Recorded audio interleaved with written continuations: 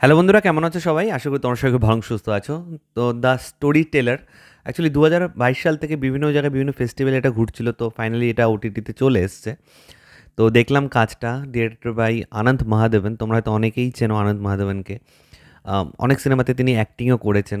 যেরকম ধরো বাজিগর সিনেমাটা তোমরা যারা দেখেছো, শাহরুখ খানের বাবার চরিত্রে যাকে আমরা দেখতে পেয়েছিলাম, তো সেই হচ্ছে এটার ডিরেক্টর আনন্দ মহাদেবন। তো এখানে আমরা সত্যজিৎ রায়ের এক অবিস্মরণীয় সৃষ্টি তারিণী খুড়োকে দেখতে পাচ্ছি, পরেশ রাওয়াল যে ক্যারেক্টারটা প্লে করছে, এবং আদিল হোসেন রয়েছে, রেবতী রয়েছে, আমাদের এখান থেকে অনিন্দিতা রয়েছে, আরও অনেকে রয়েছে, বাঙালি অ্যাক্টর অনেক রয়েছে।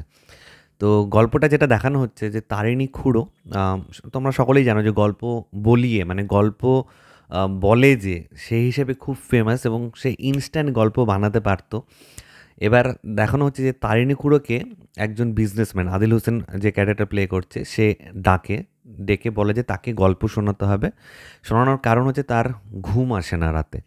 প্রচুর ডক্টর মেডিসিন সে ট্রাই করেছে, স্টিল তার ঘুম আসে না। তো সে কোথা থেকে শুনেছে যে অ্যাকচুয়ালি তার যে ডক্টর ছিল সে ডক্টরই বলেছিল যে পুরোনো দিনে যেরকম অনেকে গল্প শুনতে শুনতে ঘুমোতো, ছোটো বাচ্চারা যেরকম ঘুমাতো, সেরকম যদি তোমাকে কেউ গল্প বলে তাহলে তো তোমার ভালো একটা ঘুম আসবে রাতের বেলা। সে কারণেই পরেশ রাওয়ালকে সে নিয়ে আসে।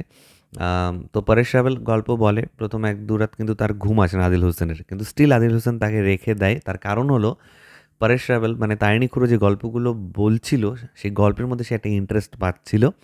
এবং আলটিমেটলি এখানে একটা অন্য রকমের মোচড় আসে যে আদিল হোসেনের ক্যারেক্টারটা এই তারিণী খুড়োর গল্পটা নিজের নাম করে বিভিন্ন জায়গায় ছাপাতে শুরু করে গুজরাটি ল্যাঙ্গুয়েজে। তো নাম কামায় কিন্তু আদিল হোসেন, এদিকে তারিণী খুড়ো যার কিনা মেইন গল্প, তাকে কেউ চিনতেই পারে না, তাকে কেউ মানে সেভাবে জানতেই পারে না যে এগুলো অ্যাকচুয়ালি তারই গল্প ছিল। আদিল হোসেন পুরো ক্রেডিটটা নিয়ে নেয়। তো এবার তারিণী খুড়ো কী করবে না করবে, আদিল হোসেনের ক্যারেক্টারটাকে ছেড়ে দেবে নাকি তার এগেনস্টে লড়বে, সে কি তার ডিউ ক্রেডিট যেটা আছে সেটা নিজের নামে করতে পারবে, এটা নিয়ে বাকি গল্প এগোতে থাকে। তো ভালো দিক খারাপ দিক নিয়ে কথা বললো। ভালো দিক আমার যেটা মনে হচ্ছে যে তারিণী খুড়ো এই ক্যারেক্টারটা আমরা সানডে সাসপেন্সে অনেকবার শুনেছি, কিন্তু এরকম বলিউডের অভিনেতারা ভালো ভালো অভিনেতা পরেশ রাওয়াল, আদিল হোসেন, মানে বুঝতে পারছো সব স্টলওয়ার্ডসদের কথা বলছি, তাদেরকে নিয়ে এরকম একটা গল্প ভাবার জন্য মানে আনন্দ মহাদেবন যে ডিরেকশনটা দিয়েছে, এখানে গল্পের রাইটার দেখবে অনেকে আছে। এখন সত্যজিৎ রায় তো মেন কনসেপ্ট, কিন্তু আনন্দ মহাদেবন থেকে শুরু করে আরও একজন রয়েছে কো রাইটার হিসেবে, তারা কিছু চেঞ্জেস করেছে। তো গল্পটাকে মড করেছে আর কি নিজের মতন করে। এবার এই তারিণী খুড়োকে আনা, সিনেমা হিসেবে আনা, এটাই তো একটা বড় ব্যাপার। এটা দেখে খুব খুব খুব ভালো লাগলো। এবং অভিনয়ের কথা যদি বলতে হয় তাহলে পরেশ রাওয়াল এবং আদিল হোসেন তাদের মধ্যে না কী বলবো, ধীর স্থিরতা এই ব্যাপারটা খুব আছে। মানে একটা ডায়লগ পেয়েছি মানে ফটাফট সেটা বলে দেবো তা কিন্তু নয়। এবং তারা এমনভাবে পজ নিয়ে নিয়ে ধরে ধরে ধরে ধরে অ্যাক্টিং করে না যে তুমি হারিয়ে যাবে আর কি, মনে হবে যেন সো ন্যাচারাল। এত সুন্দর তারা অভিনয় করছিল।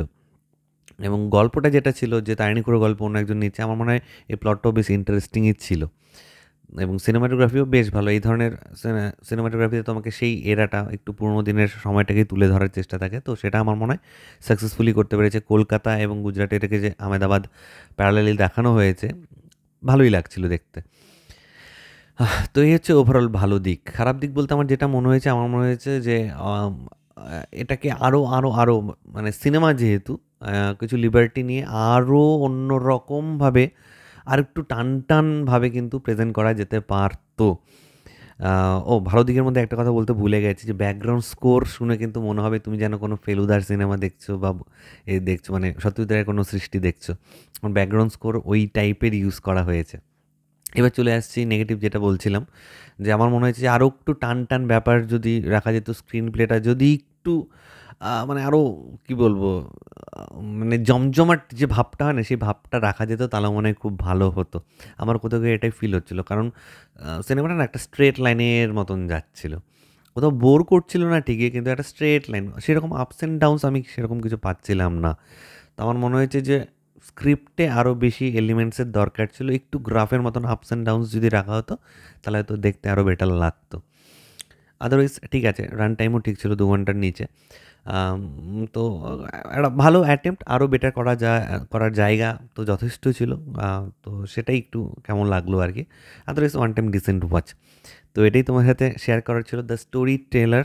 তোমরা যারা দেখে ফেলেছো প্লিজ নিচে কমেন্ট করে জানাও তোমাদের কার কেমন লেগেছে, আর যারা দেখোনি তারা প্লিজ একবার দেখো, দেখে তারপরে জানাও যে তোমাদের কার কেমন লেগেছে। তো এটাই তোমাদের সাথে শেয়ার করার ছিল। ভিডিওটা ভালো লাগলে লাইক বাটন শেয়ার করতে একদম বলবে না। চ্যানেলটাকে যারা প্রথমবার দেখছো, নিচে যে রেড সাবস্ক্রাইব বাটনটা আছে সেখানে ক্লিক করে নাও, পাশে একটা বেল আইকন আছে সেখানে ক্লিক করে অল অপশনে ক্লিক করে নাও। ঠিক আছে বন্ধুরা, ভালো থেকো সবাই, সাবধানে থেকো সবাই, love you all, take care.